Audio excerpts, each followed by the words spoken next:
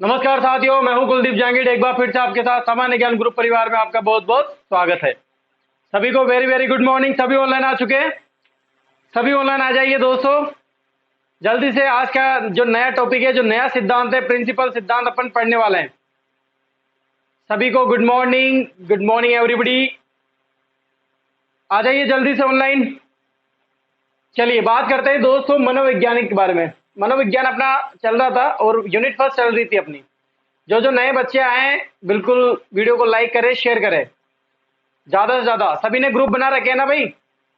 ज्यादा से ज्यादा ग्रुप बनाया करें दोस्तों। प्लीज आपसे एक ही रिक्वेस्ट है, ज्यादा से ज्यादा लोगों को जोड़ने की कोशिश करें। अरे आपके तो ग्रुप बने होंगे ना, रीड के बच्चे तैयारी कर रहे होंगे, फेसबुक पे आपने लाइक पेज भी कर रखे होंगे, तो उनमें वीडियो को डाल दिया करें आप, ताकि अपन को फायदा हो। ठीक है, आपके लिए बहुत अच्छा अच्छा मैटर दे रहे हैं, टेस्ट सीरीज चला रहे हैं आपके लिए। आने वाले टाइम में बहुत अच्छी अच्छी जबरदस्त तरीके से टेस्ट सीरीज की डिमांड आने वाली है, सभी लोग पसंद कर रहे हैं। ठीक है, चलिए तो मनोविज्ञान की अपन बात कर रहे थे। यूनिट फर्स्ट अपना टॉपिक चल रहा था और यूनिट फर्स्ट में लास्ट सब कुछ अपन ने पढ़ लिया है और लास्ट में अपना जो टॉपिक है मेन, जिसमें से सबसे ज्यादा क्वेश्चन आने की संभावना बढ़ती है, वो है सिद्धांत, यानी कि बाल विकास के सिद्धांत। ये भी ऑलमोस्ट पूरे होने वाले। आज की क्लास या एक दो दिन की क्लास हो रहेगी, ज्यादा से ज्यादा खींच के आप 3 दिन की क्लास लेके चलो। 3 दिन की क्लास में पूरा मैटर अपना क्लियर हो जाएगा। इसके बाद ज्यादा बड़ी यूनिट नहीं आएगी आगे।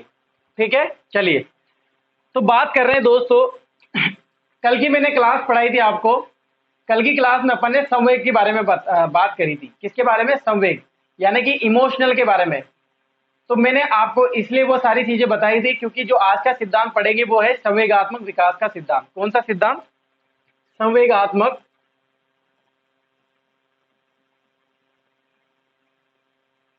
संवेगात्मक विकास का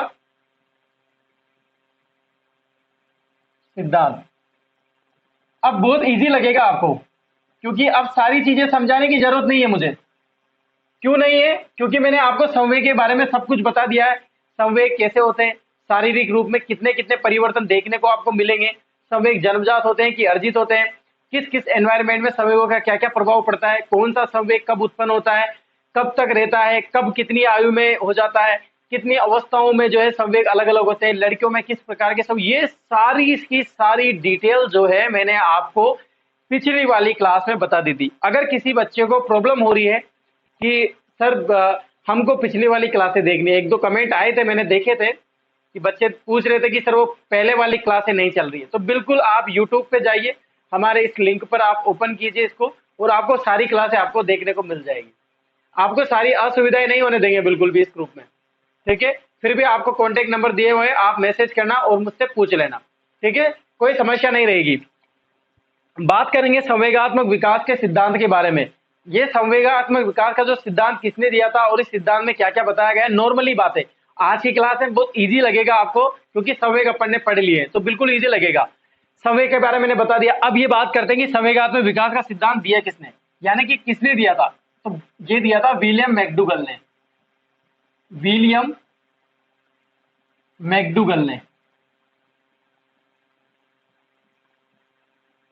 कब दिया था? 1908 में। और विलियम मैकडूगल जो है कहां के निवासी थे? अमेरिका के, यानी कि ये अमेरिकन साइकिलिस्ट थे। क्या थे? मनोचिकित्सक थे अमेरिका के। दूसरी बात, अगर किसी को ये लगता है कि संवेगात्मक विकास और मनोवृत्ति दोनों के अगर आपसे पूछ लेते हैं कि इनके जनक कौन है, तो आपका आंसर क्या आना चाहिए? विलियम मैकडूगल आना चाहिए। यानी कि विलियम मैकडूगल जो संवेगों के जनक है, संवेगों के जनक, यानी कि संवेग पर सबसे ज्यादा कार्य किसने किया था, तो नाम क्या आना चाहिए? William McDougall. क्या आना चाहिए दोस्तों? विलियम मैकडूगल आपका आंसर आना चाहिए। आपसे पूछ सकता है कि मूल प्रवृत्तियों के जनक कौन है, तो अभी आपका आंसर क्या आना चाहिए? विलियम मैकडूगल आना चाहिए। यहाँ पर 2 लाइनें बताई है मैंने। संवेगात्मक विकास का सिद्धांत किसने दिया था? विलियम मैकडूगल ने दिया था। कब दिया था? 1908 में। इसी के टाइम इन्होंने मूल प्रवृत्तियों के बारे में भी अध्ययन किया था। और ये जो अध्ययन है मूल प्रवृत्तियों के, अभी आगे आज की क्लास में अभी थोड़ी देर बाद पढ़ने वाले अपन मूल प्रवृत्तियों को भी। तो मूल प्रवृत्ति क्या होती है, मैंने आपको ये सारी चीज कल बता दी थी। क्योंकि मूल प्रवृत्ति के कारण ही किनका जन्म होता है? संवेगों का जन्म होता है। यानी कि एक दूसरे से जुड़ी हुई है मूल प्रवृत्ति और संवेग।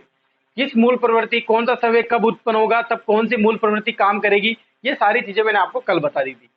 तो विलियम मैकडूगल को संवेगों प्लस मूल प्रवृत्तियों का जनक किसे माना जाता है? विलियम मैकडूगल को। ठीक है, ये होता है संवेगों के जनक। कब दिया था? 1908 में। कहाँ के निवासी थे? अमेरिकन के निवासी थे। ठीक है, अब जो ये संवेगात्मक विकास का सिद्धांत, इसको इंग्लिश में क्या बोलेंगे? इमोशनल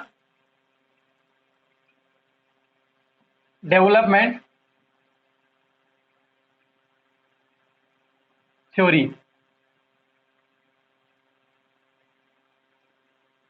कौन सी? Emotional development theory. अब ये जो इमोशनल वर्ड है, ये मतलब यानी कि संवेग। इमोशनल का मतलब संवेग। इस शब्द की उत्पत्ति, शब्द की उत्पत्ति कौन सी भाषा के शब्द से हुई है? लैटिन भाषा के शब्द से। लैटिन भाषा के इमोवियर, इमोवियर शब्द से हुई है। कौन से शब्द से?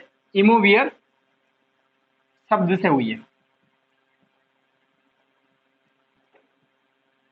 कौन से शब्द से? इमोवियर। देखो समझना, संवेगों के जनक पूछे आपसे तो आपका आंसर क्या होना चाहिए? देखो एक एक क्वेश्चन आपको लेके चलूंगा।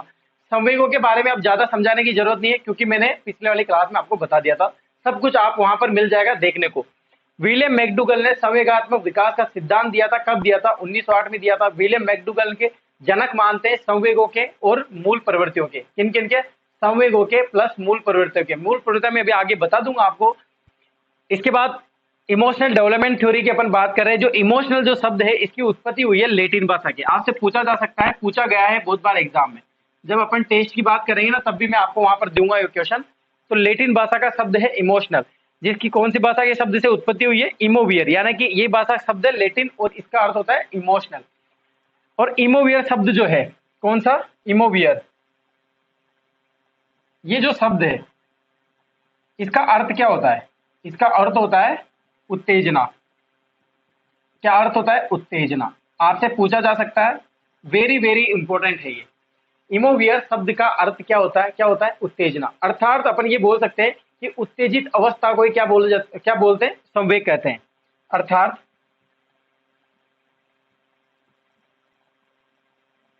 उत्तेजित अवस्था को ही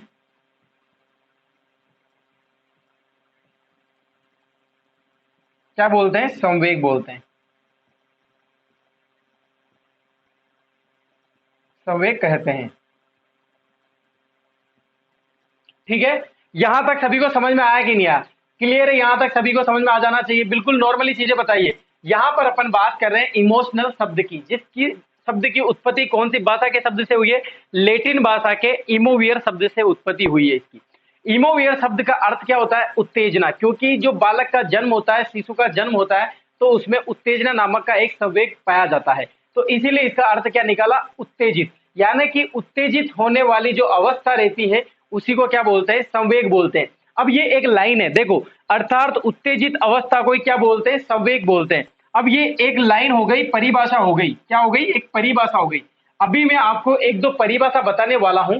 तो ये जो परिभाषा मैं आपको बताने वाला हूं, उसमें एक परिभाषा ये हो गई, तो आप इसको डायरेक्ट यहीं पर याद रखें। जो किसने कही थी? वुडवर्थ ने कही थी। किसने कही थी? वुडवर्थ ने कही थी। और वुडवर्थ एक मनोवैज्ञानिक थे। इन्होंने भी संवेगों पर बहुत ज्यादा कार्य किया था। किन्होंने? वुडवर्थ ने।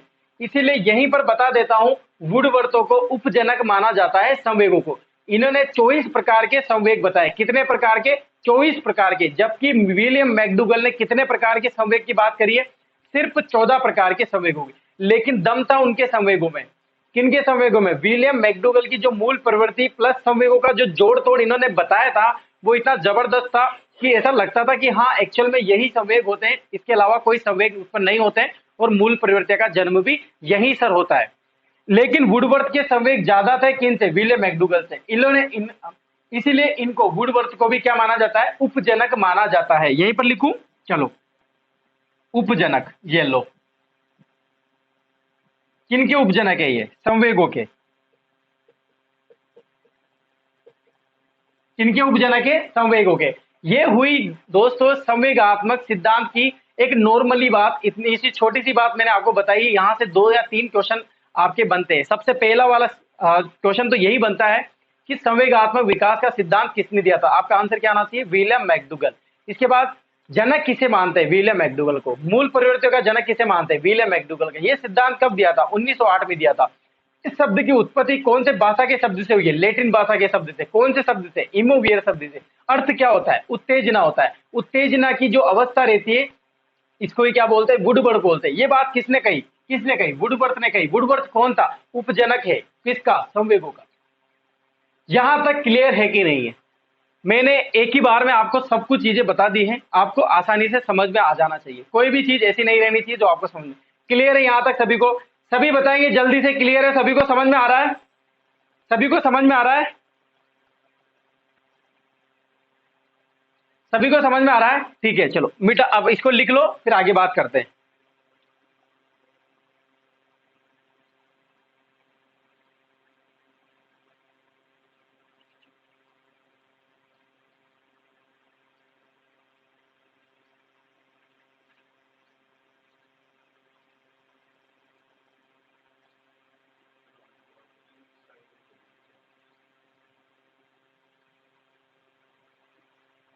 ठीक है दोस्तों,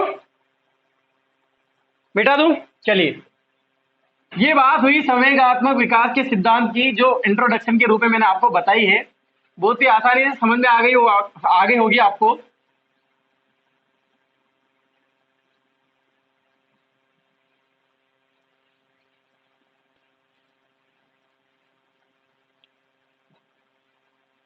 कल की क्लास में मैंने एक कमेंट देखा था, एक बच्चे का कमेंट देखा था, तो कल की क्लास में वो चीज मैंने बताई नहीं थी, लेकिन एक नोट लगा के आप इस चीज को अभी लिख लेना आज।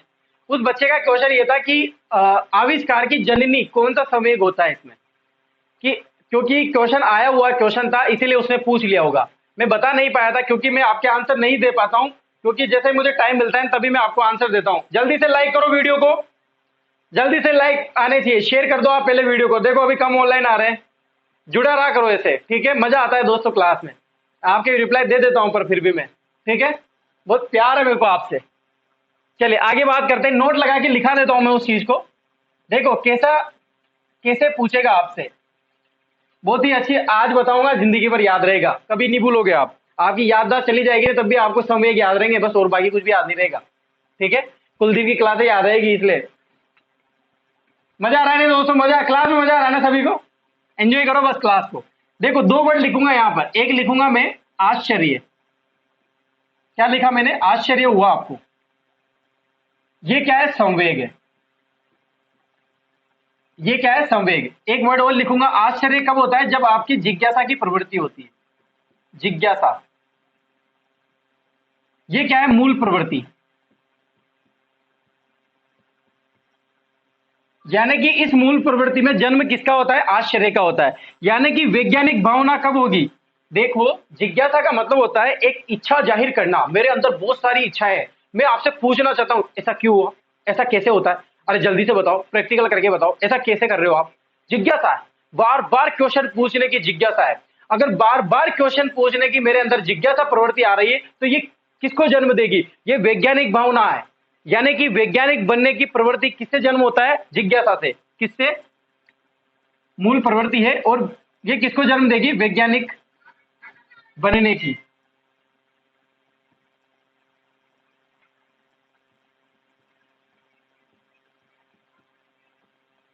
वैज्ञानिक बनने की, ठीक है? आपको समझ में आ रहा है? अब वैज्ञानिक आश्चर्य, यानी कि उसका क्वेश्चन ये था कि कौन सा संवेग है जो आविष्कार की जननी होती है? कौन सा संवेग है वो आविष्कार की जननी? कौन सा संवेग होगा? वो होगा आश्चर्य संवेग, ठीक है? आपका आंसर क्या आना चाहिए? आश्चर्य संवेग। अगर मूल प्रवृत्ति पूछ लेते हैं कि आविष्कार की जननी, वैज्ञानिक भावना की मूल प्रवृत्ति, तो वो कौन आएगा? आपका आंसर क्या आएगा? जिज्ञासा आपका आंसर आना चाहिए, ठीक है दोस्तों? अगर बोलने में कोई आपको डिस्टर्ब लग रहा हो या फिर आपको बिल्कुल ज्यादा तेज लग रहा हो तो आप मुझे बता दिया करें। बिल्कुल आप बता दिया करें, जब क्लास से ज्यादा स्पीड बढ़ जाती है मेरे बोलने में तो आप मुझे बता देना, ठीक है? सभी को क्लास समझ में आ रही है? मैंने यहाँ पर दो वर्ड लिखे थे आपके। पहला वर्ड लिखा था आश्चर्य, दूसरा लिखा था जिज्ञासा। आश्चर्य की भावना होती है आविष्कार को जननी, यानी कि आविष्कार को जन्म देती है आश्चर्य वाली प्रवृत्ति, यानी कि संवेग। जिज्ञासा होना, बार बार क्वेश्चन करना, क्या, क्यों, कैसे, ऐसा वैसा, सब ऐसे वाले जो होते हैं वो किसको जन्म होते हैं, जिज्ञासा होती है। यानी कि जिज्ञासा किसको जन्मती है, वैज्ञानिक बनने की। बिल्कुल देगी, जिसमें जिज्ञासा रहती है क्वेश्चन पूछने की, उसका आंसर निकालने की, किसी के बारे में जानने की, ऐसा क्यों है, ये सब किसका प्रवृत्ति है, वैज्ञानिक बनने की भावना है। तो ये चीज आपको समझ आए, वेरी वेरी इंपॉर्टेंट है, मोस्ट इंपॉर्टेंट लाइन है ये, आपसे एग्जाम में पूछा जा सकता है। संवेगों में सबसे ज्यादा इंपॉर्टेंट चीज बताइए आज की वाली क्लास में, ये वाली, ठीक है, याद हो जाना चाहिए। बिल्कुल हो गया याद, सभी को समझ में आ रहा है, क्लियर है। अब इसको लिख लो आप, फिर आगे बात करते हैं।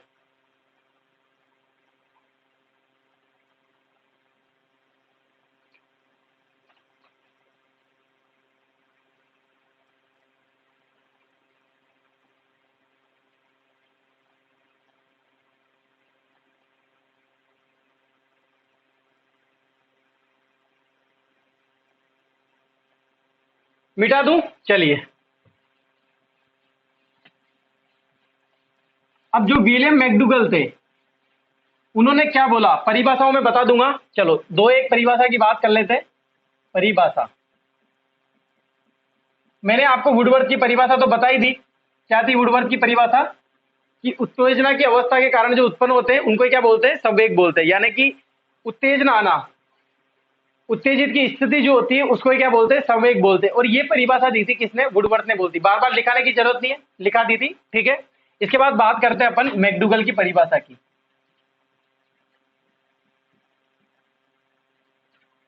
मैकडूगल ने क्या बोला, मैकडूगल ने बोला कि मूल प्रवृत्तियों के प्रभाव से उत्पन्न, मूल प्रवृत्ति, मूल प्रवृत्ति के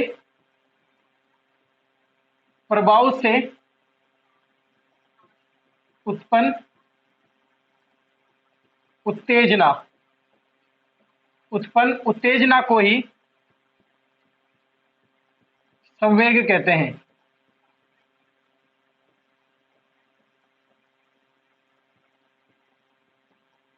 क्या कहते हैं, संवेग कहते हैं।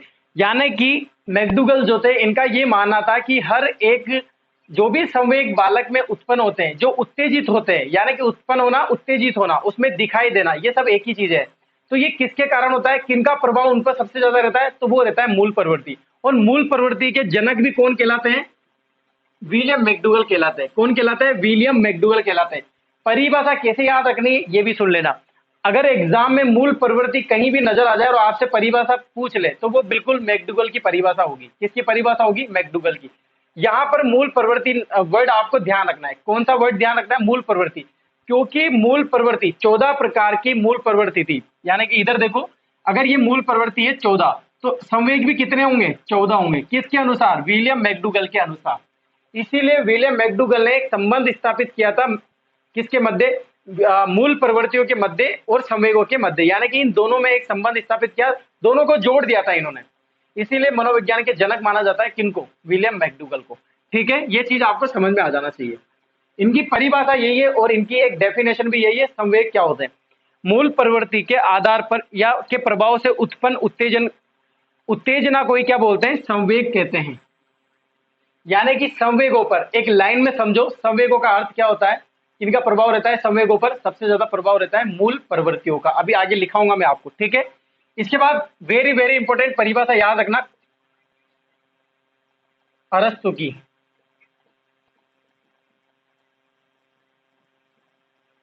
सभी को समझ में आ रहा है दोस्तों, सभी को समझ में आ रहा है। अरस्तु की परिभाषा है, बहुत बार आपने पेपर में देखा होगा। मैंने पहले की क्लास में बोला था कि क्रोध करना बहुत आसान है। क्या बोला इन्होंने, क्रोध करना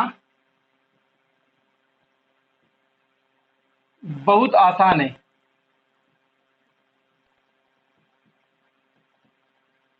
बहुत आसान है, लेकिन सही समय पर,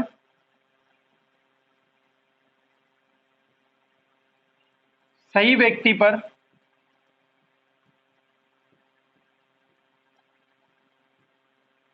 सही मात्रा में,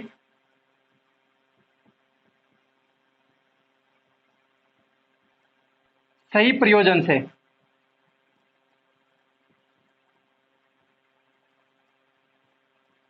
क्रोध करना उतना ही कठिन है।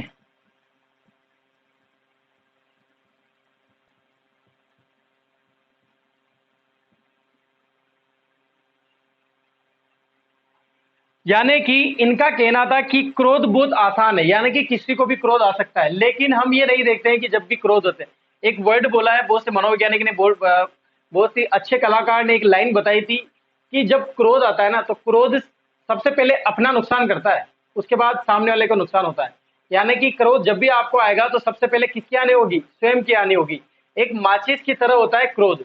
जब माचिस की में तिल्ली निकालते हैं, जब तिल्ली जलती है ना, तो उस तिल्ली की तरह होता है क्रोध, जो पहले खुद, यानी कि क्रोध के कारण पहले क्या होगी? खुद जलेगी, फिर सामने आग लगाएगी। पहले तिल्ली खुद जलेगी, फिर सामने आग लगाएगी। तो क्रोध भी एक माचिस की तिल्ली की तरह होता है। क्रोध करना बहुत आसान है, किसने कहा था? अरस्तु ने। लेकिन सही समय पर, सही समय पर अपन बिल्कुल भी नहीं करते। कभी भी मन करे जब भी क्रोध कर देते, सही व्यक्ति पर नहीं करते, किसी पर भी क्रोध निकाल देते सही मात्रा में। कहाँ कितना क्रोध निकालना था ये भी अपन को पता नहीं था। एक बार क्रोध निकल गया तो पता नहीं कितनी मात्रा में निकलेगा, और सही प्रयोजन से, यानी कि कोई कारण होना चाहिए क्रोध करने का। बिना वजह क्रोध कर रहे हो, जबरदस्ती क्रोध कर रहे हो। प्रयोजन का मतलब क्या होता है? एक कारण होता है, एक एक समय होता है, प्रयोजन एक जगह होती है, यानी कि क्रोध करने के लिए। तो ये उतना ही मुश्किल होता है अपने लिए, यानी कि अपन कंट्रोल नहीं कर पाते हैं क्रोध पर। ये किसने कहा था? अरस्तु ने कहा था। बहुत ही अच्छी परिभाषा है, आपसे पूछी जा सकती है एग्जाम में। बहुत बार न्यूज़पेपर में आता है ये अरस्तु का जो कथन है, बहुत बार न्यूज़पेपर में भी आ चुका है। मैंने न्यूज़पेपर से उठा के डाला है ये, ठीक है। बुक में भी आपको देखने को मिल जाएगा। आप मैकडूगल और अरस्तु, ये दोनों की डेफिनेशन आप हमेशा ध्यान रखें, क्योंकि इनसे बहुत कुछ सीखने को मिल रहा है, बहुत कुछ जानने को आपको मिल रहा है, ठीक है। आप इसका स्क्रीनशॉट ले लीजिए, फिर बात करते हैं।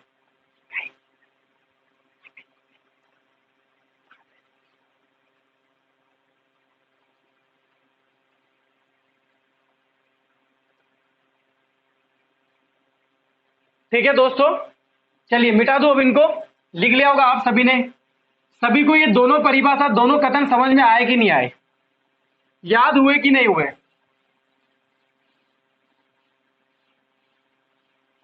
दोनों कथन याद हो जाने चाहिए। वेरी वेरी इंपॉर्टेंट कथन थे। बहुत बार इनसे एक ही बात पता नहीं चल रही, बहुत सारी बातें पता चल रही है संवेगों के बारे में।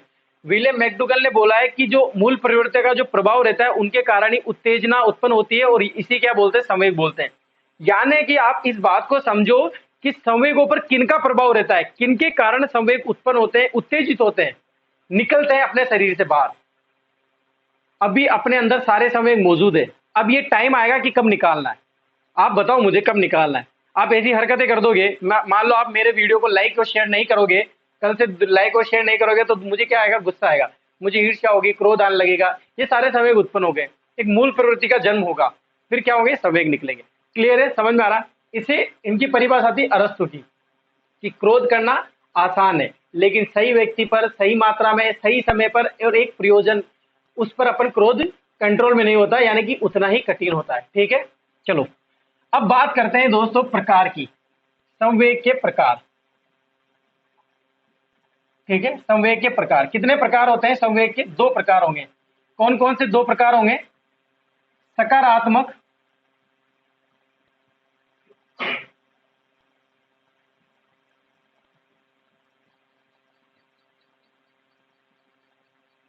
ए, यानी कि सकारात्मक संवेग, और बी कौन सा हो जाएगा? नकारात्मक संवेग।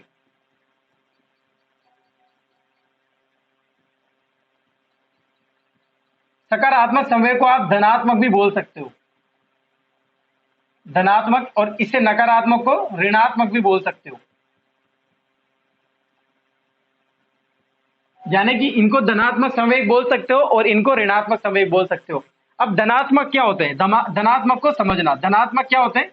देखो, धनात्मक संवेग ऐसे संवेग होते हैं जब उत्पन्न होते हैं, यानी कि मान लो ये संवेग है, ठीक है, ये संवेग है, ये क्या हुए? उत्पन्न हुए। क्या हुए? उत्पन्न हुए। तो उत्पन्न होने पर स्वयं को तथा अन्य को, यानी कि अन्य प्रसन्न को, इनको क्या करेंगे? हानि नहीं पहुंचाएंगे। क्या नहीं पहुंचाएंगे? हानि नहीं पहुंचाएंगे। देखो, मैं बात कर रहा हूं यहां पर सकारात्मक संवेग के बारे में। बहुत इजी समझना, सकारात्मक संवेग क्या होते हैं।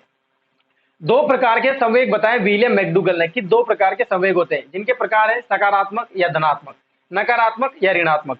यहां पर मैं बात कर रहा हूं पहले वाले संवेग के बारे में, धनात्मक। मैंने प्लस का चिन्ह बना दिया है यहां पर, आप समझ जाना कि ये धनात्मक है सकारात्मक है। संवेग है आपके पास, आपके शरीर के अंदर उत्पन्न हुए, उत्तेजित हुए और स्वयं को, यानी कि स्वयं को या अन्य को, किसी दूसरे व्यक्ति को हानि नहीं पहुंचाते हैं। ऐसे संवेग कौन से संवेग होते हैं? धनात्मक संवेग होते हैं। कौन से संवेग कहलाएंगे दोस्तों? धनात्मक संवेग। यानी कि मुझे खुद को भी कोई नुकसान नहीं पहुंचाएंगे, यानी कि हम सभी चाहते हैं कि ऐसे संवेग उत्पन्न होने चाहिए। अब वो कौन कौन से, आप जल्दी से बताइए मुझे कौन कौन से हैं। बिल्कुल, आप एग्जाम्पल लेके बताओ मुझे कौन कौन से हैं। जैसे आमोद, आमोद का मतलब खुशी, आमोद है, प्रेम है। सभी से प्रेम करोगे तो आपको दुखी होगा क्या?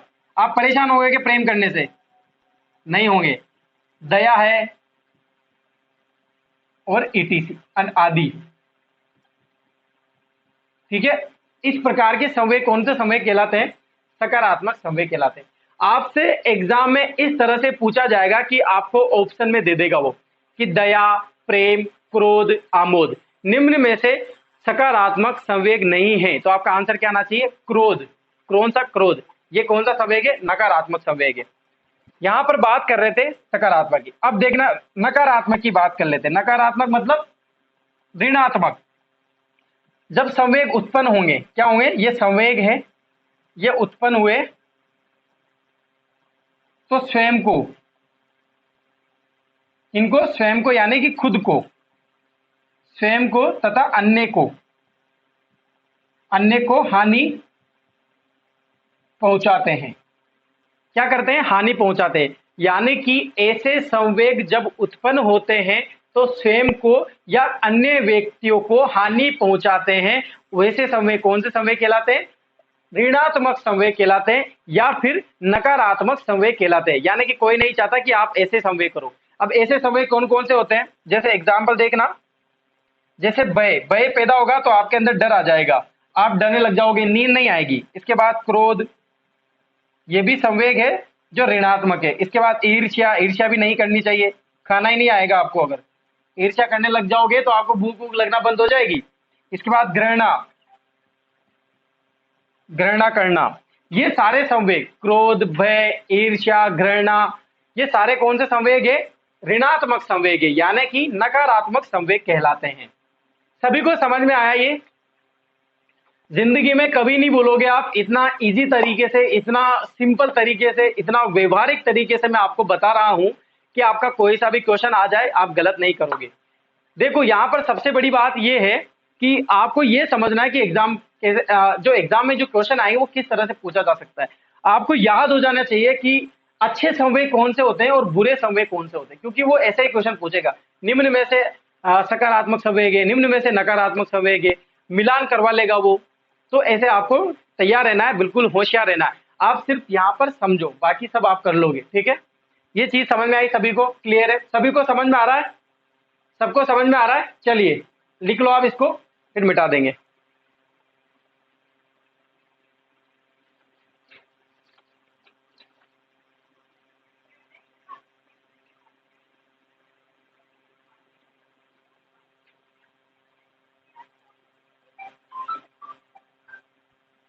मिटा दूं? सभी को समझ में आ गया? चलो अब बात करते हैं आगे। वेरी वेरी इंपॉर्टेंट है संवेगों का मैटर। बहुत सारे क्वेश्चन आपसे किसी भी तरह से पूछे जा सकते हैं, तो आपको ध्यान रखना है संवेगों के बारे में।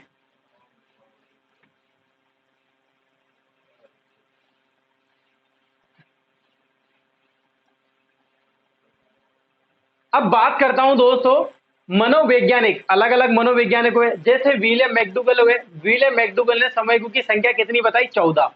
ऐसे ही वुडवर्थ ने कितनी बताई? 24। यानी कि 14 24 तो इनके अनुसार हो गया। तो अलग अलग मनोवैज्ञानिक भी आए, जैसे सिगमंड फ्राइड आए, रोस आए, विलियम जेम्स आए, विलियम वुंट आए। इन्हें में भी क्या बताया कि मैं भी बताते हैं, हम भी बताया अरे भाई हमको भी टाइम दो, हमको भी टाइम दोगे तब हमको भी पढ़ने को संवेग दोगे तो हम बता देंगे कि कितने संवेग होते हैं। तो ऐसे संवेगों की संख्या अपन पढ़ते हैं। यानी कि मनोवैज्ञानिक, मनोवैज्ञानिक या मनोवैज्ञानिकों के अनुसार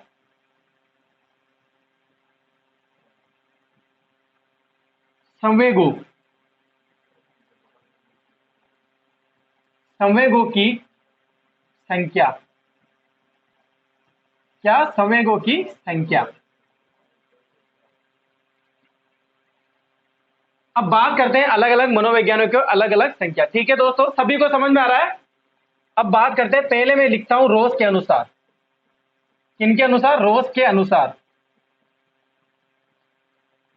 पूछा जा सकता है आपके अनुसार, रोज के अनुसार पूछा जा सकता है कि इन मनोवैज्ञानिकों के अनुसार संवेगों की संख्या कितनी है। तो इनके अनुसार कितनी है? 3। कितनी है? 3। 3 कौन कौन से हैं? 1 2 3। ये 3 हो गए। नाम बताओ जल्दी से, मैंने 3 बता दिए, 3 बताओ, नाम बताओ जल्दी से, कमेंट आने चाहिए। आप बताओ जल्दी से कौन कौन से हैं। पहला है ज्ञानात्मक। कौन सा है? ज्ञानात्मक। दूसरा है भावात्मक। तीसरा है क्रियात्मक। ज्ञानात्मक, भावात्मक, क्रियात्मक। ठीक है, विलियम जेम्स के अनुसार। अब देखना दूसरे मनोवैज्ञानिक विलियम जेम्स के अनुसार।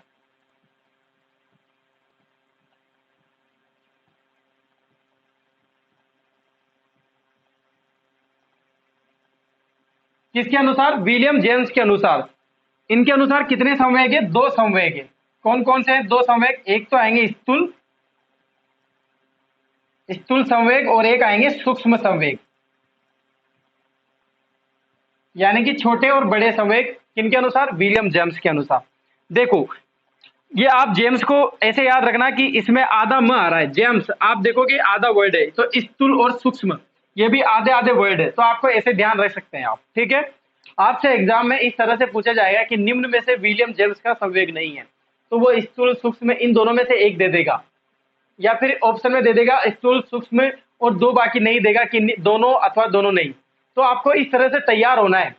आपको कुल मिला के ये करना है कि आपको याद पूरा करना है, बस मैं तो इतना कहना चाहता हूँ। यहां पर बात कर रहे हैं रोज के अनुसार कितने संवेग है? 3 संवेग। याद हो जाना चाहिए, रोज के अनुसार कितने संवेग है? 3 संवेग है। ज्ञानात्मक, भावात्मक, क्रियात्मक। भावात्मक मतलब फीलिंग्स, ज्ञानात्मक मतलब संज्ञानात्मक विकास, और क्रियात्मक मतलब क्रिया, गत्यात्मक विकास। ये क्या होते हैं? तीनों। इनकी तीनों के अपन डिटेल में बात भी करेंगे जब इनका समय आएगा। ठीक है, ये चीजें दोनों आप लिख लो, फिर आगे बात करता हूं।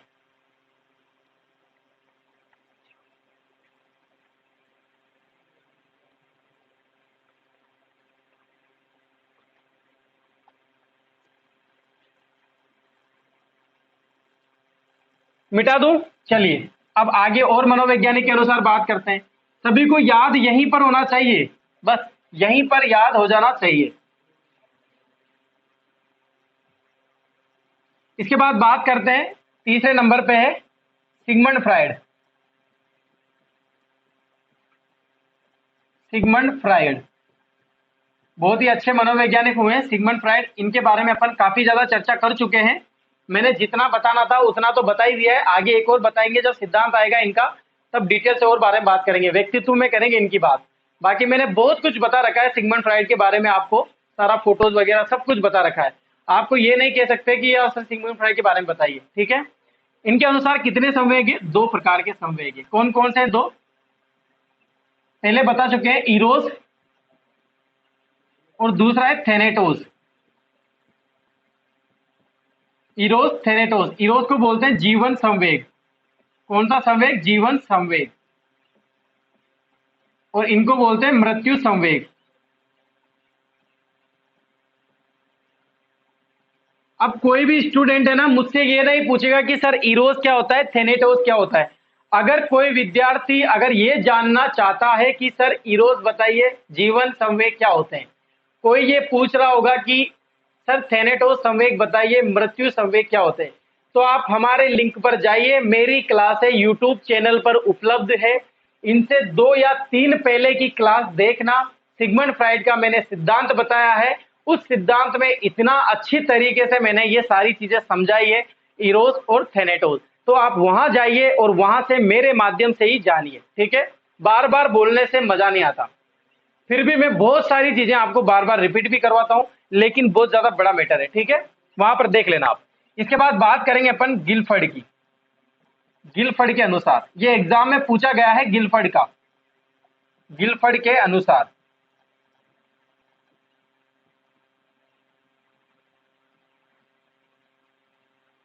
गिलफर्ड के अनुसार जल्दी से बताइए, गिलफर्ड के अनुसार कितने प्रकार के संवेग गिलफर्ड के अनुसार? 3। कौन कौन से 3? पहला है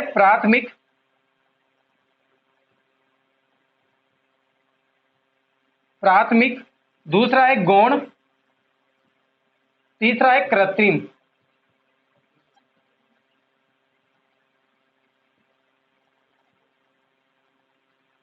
ठीक है, गिलफर्ड के अनुसार। ठीक है, आप ऐसे याद रख लेना इनको, very very important, most important, exam में पूछा गया है। पहले ही आपसे इस तरह से पूछेगा कि गिलफर्ड के अनुसार कितने संवेग है, तो आपका आंसर क्या आएगा? 3 संवेग है। कौन कौन से? प्राथमिक, कृत्रिम और गौण। ये कौन से संवेग है? गिलफर्ड के संवेग है, गिलफर्ड ने बताए थे। आपसे इस तरह से पूछा जा सकता है कि निम्न में से गिलफोर्ड के संवेग नहीं है, तो इन तीनों को दे देगा। इस तरह से आपको एग्जाम में अपन टेस्ट सीरीज शुरू करेंगे, मैं आपको बताऊंगा कि किस तरह से पूछा गया था ये क्वेश्चन। ठीक है, आप इन दोनों को लिख लीजिए। सभी को क्लास समझ में आ रही है ना? सभी बताइए जल्दी से, क्लास कैसी लग रही है?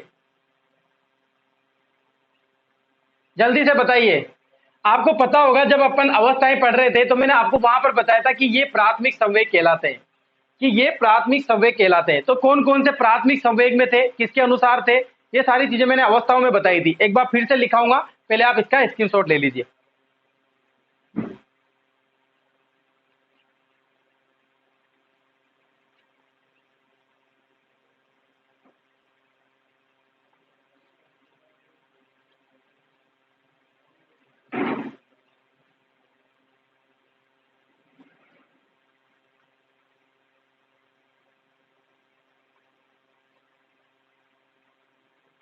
ठीक है, चलिए।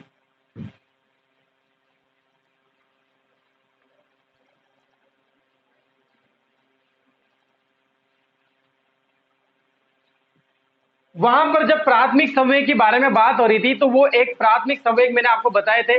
वहां पर शायद ऐसा नहीं बताया था मैंने कि ये वाटसन के अनुसार प्राथमिक संवेग है या वैज्ञानिक दृष्टिकोण के अनुसार प्राथमिक संवेग है। ठीक है, देखो वो चीजें, एक आएगा आपसे पूछ लेगा कि वैज्ञानिक दृष्टिकोण के अनुसार, यानी सभी वैज्ञानिक के अनुसार, वैज्ञानिक दृष्टिकोण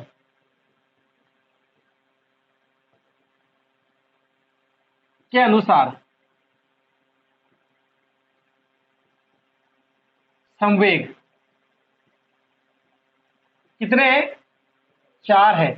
यानी कि वैज्ञानिक, सभी प्रकार के जो वैज्ञानिक थे, इन्होंने एक निष्कर्ष निकाला और 4 संवेग बताए। कितने संवेग बताए? 4। और ये 4 संवेग इन्होंने निश्चित किए। कौन कौन से संवेग थे चारों? दया, प्रेम, क्रोध, चौथा बताइए मुझे। अब बताओ चौथा कौन सा है? जल्दी आंसर आना चाहिए। कष्ट, चौथा है कष्ट। ठीक है, ये हो गया चौथा। दया, सॉरी दया नहीं है यहाँ पर भय आएगा, दया नहीं है ये, दया नहीं है। कौन सा है? भय है ये, वो सीआईडी वाला दया नहीं लिख रहा हूं मैं, भय आएगा। कौन कौन से संवेग बताए? भय, प्रेम, क्रोध और कष्ट। कौन से संवेग बताए? भय, प्रेम, क्रोध, कष्ट। और ये जो चारों संवेग है, ये चारों संवेग, ये कौन से संवेग कहलाते हैं? प्राथमिक संवेग कहलाते हैं। कौन से संवेग कहलाएंगे? प्राथमिक संवेग। और अगर आपसे ये पूछ लेते हैं कि वाटसन के अनुसार बताइए, किसके अनुसार? वाटसन के अनुसार। वाटसन भी बहुत अच्छे मनोवैज्ञानिक थे। वाटसन के अनुसार संवेग, तो आपका आंसर क्या आना चाहिए? 3 आना चाहिए। इन्होंने, वाटसन ने 3 संवेग निश्चित किए, यानी कि कितने संवेग बताए? 3 संवेग। जबकि वैज्ञानिक दृष्टिकोण के अनुसार सभी मनोवैज्ञानिक ने कितने बताए? 4 बताए। और केवल वाटसन एकमात्र मनोवैज्ञानिक थे, जो वाटसन थे, जो 3 संवेग बता रहे थे। भय, प्रेम और तीसरा है क्रोध। और ये भी इन्होंने क्या बताया? प्राथमिक संवेग बताए। कौन से? प्राथमिक संवेग।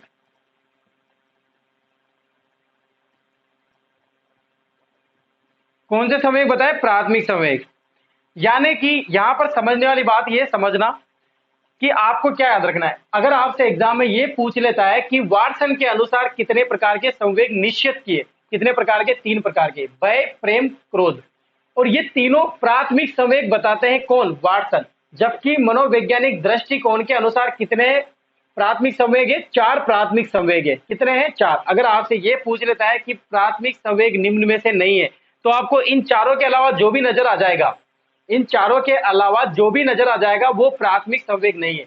अगर आपसे ये पूछ लेता है कि वाटसन के अनुसार प्राथमिक संवेग नहीं है, तो कौन सा नहीं है? कष्ट। कौन सा नहीं है? कष्ट। भय, प्रेम, क्रोध तो इसमें भी आ रहा है, लेकिन कष्ट नहीं आ रहा है, तो आपका आंसर क्या आना चाहिए? कष्ट आना चाहिए। तो आपको कैसे भी प्रकार से उलझा के, घुमा फिरा के वो पूछ सकता है। आपको सतर्क रहना है, सावधान रहना है, सावधान इंडिया से जैसे रहना है, ठीक है? कोई चोरी ना कर ले आपका दिमाग का। ये चीज आपको समझ में आई सभी को? चलो अब इसको मिटा दो, फिर आगे बात करते हैं।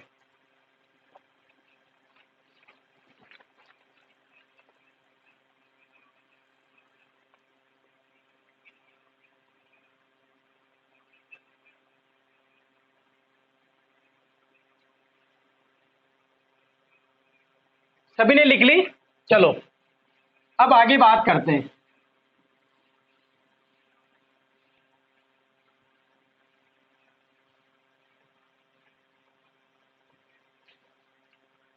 अब मैंने आपको बताया था वुडवर्थ के अनुसार, वुडवर्थ के अनुसार कितने संवेग बताए इन्होंने? 24 प्रकार के संवेग बताए। कितने संवेग? 24 प्रकार के संवेग।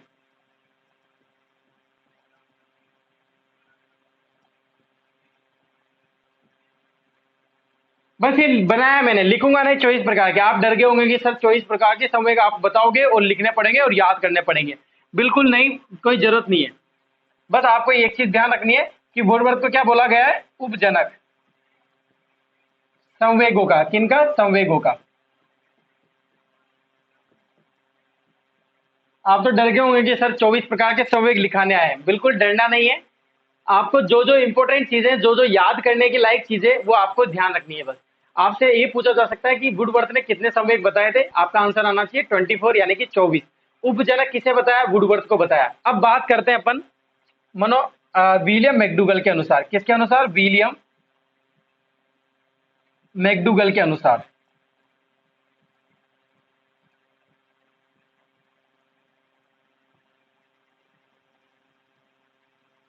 इन्होंने कितने संवेग बताए? जल्दी से बताइए, बार बार बोल रहा हूं मैं आपको। 14 संवेग।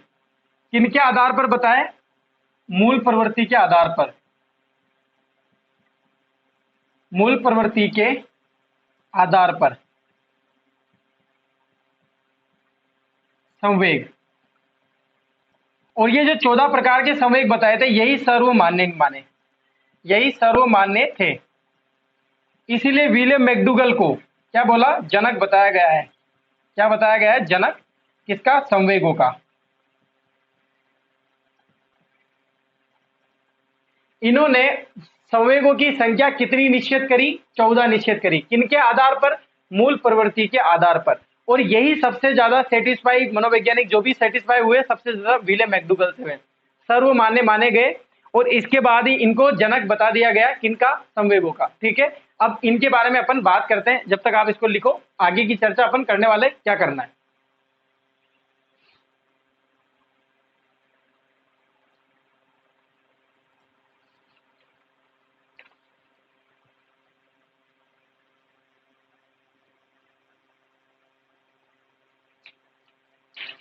चलिए, तो दोस्तों सभी को समझ में आया? सभी को कोई दिक्कत नहीं? सभी को समझ में आ रहा है? क्लास अच्छी लग रही है? आज की क्लास कैसी लगी सभी को? बहुत ज्यादा इंपॉर्टेंट क्लास तो नहीं कह सकता मैं, लेकिन खराब क्लास भी नहीं कह सकते अपन, क्योंकि बहुत सारी चीजें सीखने की थी जो आपको पता नहीं होगी। बहुत सारी चीजें मैंने आपको बताई है, आपको याद रखनी है। बहुत सारी चीजें ऐसी भी थी जो आपको डायरेक्ट याद रखनी है, जो आपसे पूछी जा सकती है, क्योंकि हर एक मनोवैज्ञानिक के अनुसार हर एक चीज अलग अलग होती है। संवेगात्मक सिद्धांत यहीं पर खत्म होता है। देखो, अब आगे की क्लास, आज की क्लास में यहीं पर खत्म करूंगा। 1-2 मिनट लगेंगे, मैं जो बोल रहा हूं वो सुनना। देखो, विलियम मैकडूगल की अपन बात करेंगे। क्या करेंगे? विलियम मैकडूगल की अलग बात करेंगे। क्यों करेंगे? क्योंकि विलियम मैकडूगल ने 14 प्रकार के संवेग बताए, जबकि आधार किनको बनाया? मूल प्रवृत्तियों को बनाया।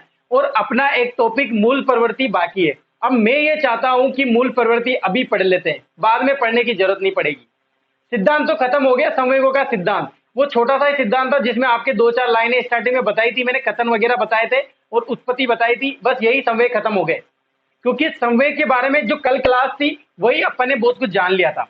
तो कल एक और क्लास रख लेंगे, छोटी सी क्लास रख लेंगे और एक सिद्धांत आधा स्टार्ट कर देंगे अपन और मूल परिवर्तन के बारे में भी जान लेंगे, ठीक है।